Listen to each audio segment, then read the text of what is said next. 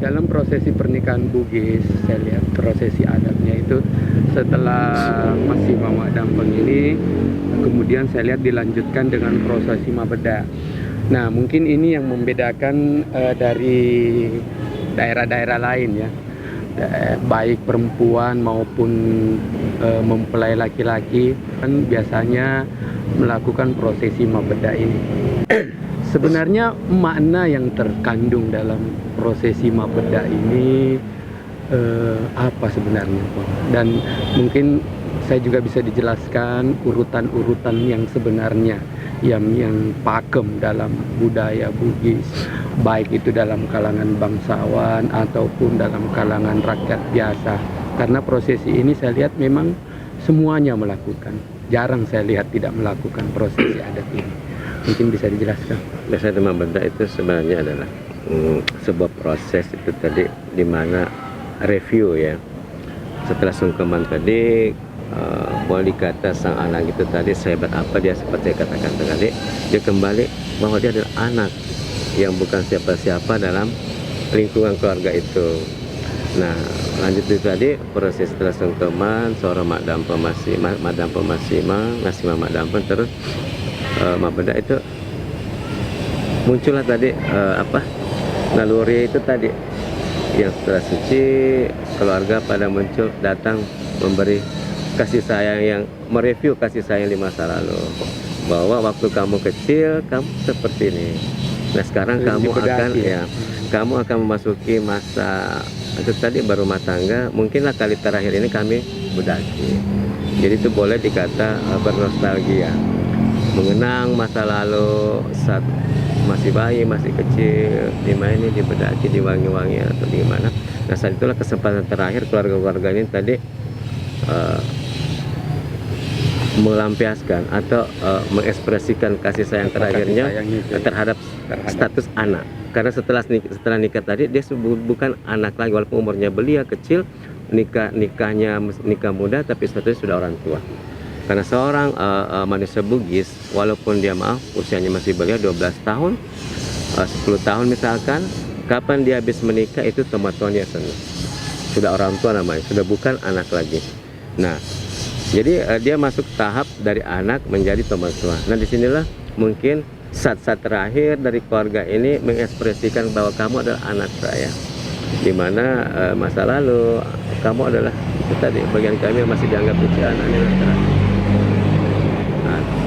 Terakhir itu tadi memberi ekspresi kasih sayang. Jadi mungkin masih hidup neneknya, nenek memberi benda, dia masih ingat anak kurus mengamu pangaramo batu membicu benda kiko ini. Nah, maju lagi orang tua, maju lagi siapa sesepuh itu. Akhirnya mereview semua kenangan-kenangan manis di masa lalu. Akhirnya ini menjadi penyemangat atau menjadi masukan bagi si pengantin ini buat kedepannya nanti, buat anaknya, buat keluarganya akan dibangun, bahwa sejak kecil saya terasuh oleh kasih sayang, saya dibesarkan, dididik oleh kasih sayang keluarga besar saya.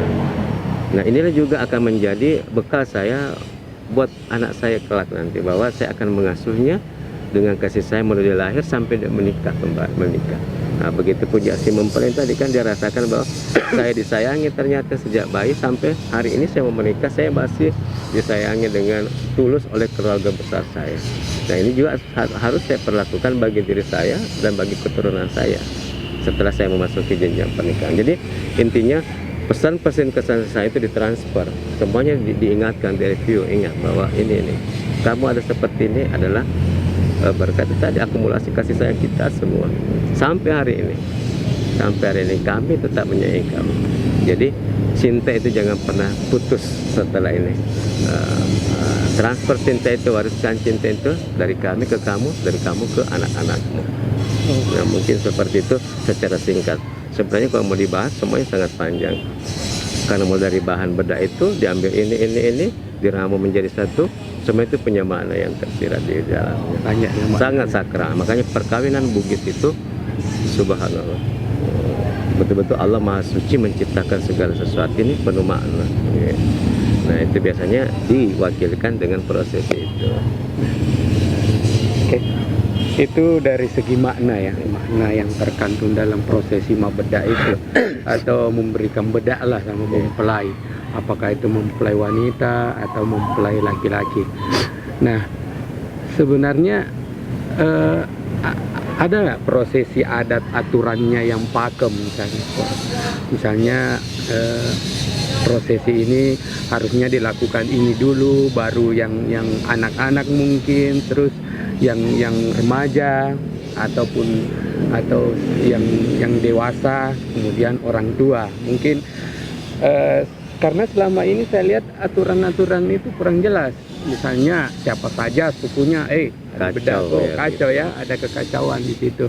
Terus ya, tapi ya pada akhirnya orang tua lah yang terakhir yang saya lihat. Itu dalam ramai dalam pengantin Bugis, prosesi pernikahan Bugis yang saya lihat seperti itu. Tapi tidak ada pengelompokan misalnya ikut dulu anak-anak dulu, atau orang kecil dulu, atau remaja dulu, teman-teman sebayanya, kemudian kakak-kakaknya yang sudah dewasa yang berkeluarga, kemudian amure-amurenya, tantenya, om-omnya, terus neneknya, baru orang tuanya. Mungkin bagusnya mungkin seperti itu kalau misalnya, sehingga ada sistematis, ada aturan sistematis yang kita lihat, sistem. Jangan kacau lah, karena kalau kacau kita lihat seakan-akan cuma sebuah permainan. Kalau ada kekacauan di situ, bukan seremoni, bukan nilai sakralnya tidak nampak. Iya, adatnya itu tidak nampak. Ya seperti itu yang saya lihat. Ya. Dalam tatanan pernikahan Bugis harusnya seperti itu. Memang kita diatur seperti itu.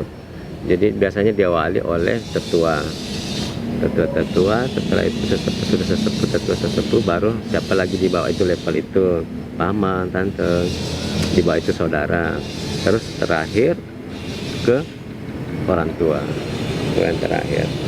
Nah, terus tadi sistematisnya pengelompokannya itu nanti di prosesi ceme boting.